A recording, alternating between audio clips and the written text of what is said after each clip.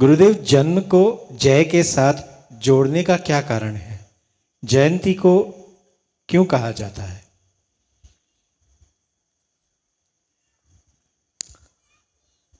जयंती इसलिए कहा जाता है जहाँ पर बहुत लोग बहुत आत्माएं इस शरीर लेने की दौड़ में थी, उनमें से एक उसमें सफलता पाए, इसलिए बोला जाता है। गुरुदेव, आज गीता जयंती है। इस उपलक्ष्य में हम सबके लिए आपका विशेष संदेश देने के लिए कृपा करें।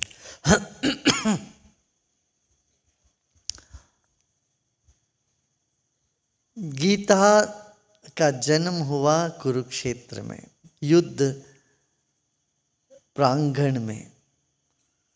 एक योद्धा के लिए जिसने अपने योद्धत्व को खो बैठा था, ऐसे योद्धा को अपने स्वभाव में टिकाने के लिए गीता आई। और जब भगवान श्री कृष्ण को युद्ध के बाद फिर पूछा गया, अर्जुन ने पूछा, वहाँ पर शोरगुल में मुझे पूरा समझ में नहीं आया, भगवान अब फिर से मेरे को गीता बोलो। तो भगवान बोले, नहीं, मैं अभी नहीं बोल सकता। उस वक्त जो मुझ में आया, उतरा, वो मैंने कह दिया। तो इस तरह से गीता उतरी भगवान कृष्ण के द्वारा इस दुनिया में। वो एक अद्भुत घटना है और उसका असर युगों युगों तक रहेगा। और ऐसा घटित होगा, ये उनके होने से पहले भी योग वशिष्ठ में भगवान वशिष्ठ महर्षि वशिष्ठ ने श्री रामचंद्र जी को बता दिया था। इस तरह होने वाला है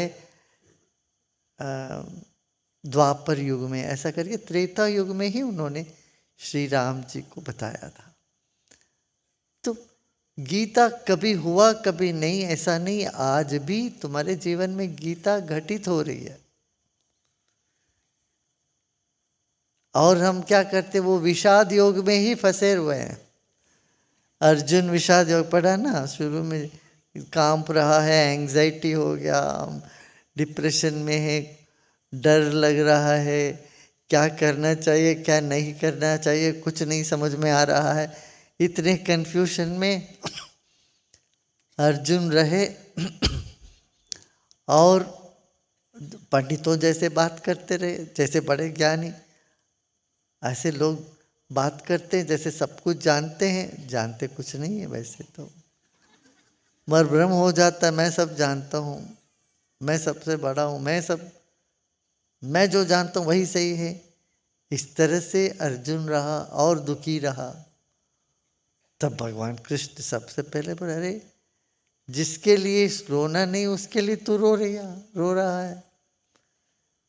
जो स्थायी नहीं है, जो नश्वर है, उसके लिए तू रो रहा है।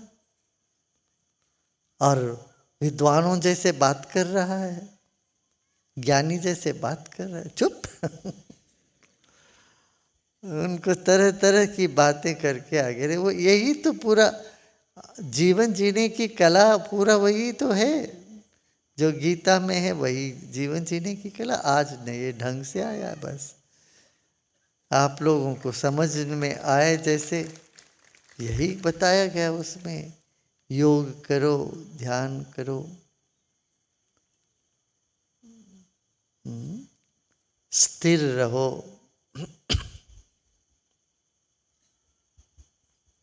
अद्भुत है। और सबको पढ़ना तो चाहिए, उसमें सभी बातें हैं। क्या, कौन सा आहार खाना चाहिए, कैसे व्यवहार होना चाहिए, कौन सात्विक कौन राजसिक कौन तामसिक है। जीवन का हर पहलू, त्याग से लेके भोजन तक, हर चीज़ों पर वहाँ उसमें उल्लेख है। ये सब करके आखिरी में भगवान कृष्ण कहते, देखो भाई, जो मुझे कहना कह दिया, बाद में चॉइस तुम्हारा, ब्लेसिंग हमारा।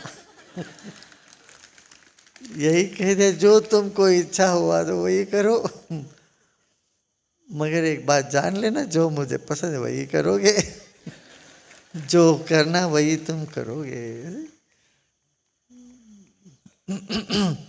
सीढ़ी दर सीढ़ी। और अर्जुन भी यही बार बार पूछता, अरे भाई तुम इतनी सारी बातें बता देते हो, मैं इतना कंफ्यूज हो गया हूँ, भ्रमित, मैं पहले ही कंफ्यूज हूँ, तुम अभी इधर ये भी बोलते वो भी बोलते, मेरा और उलझन में डाल दिया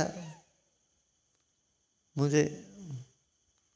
वो तो मुस्कुराते कह देते हैं, आप, मैं तो हैतर की बात करता हूँ, मगर ये सभी सही है, ये भी सही है वो भी सही है।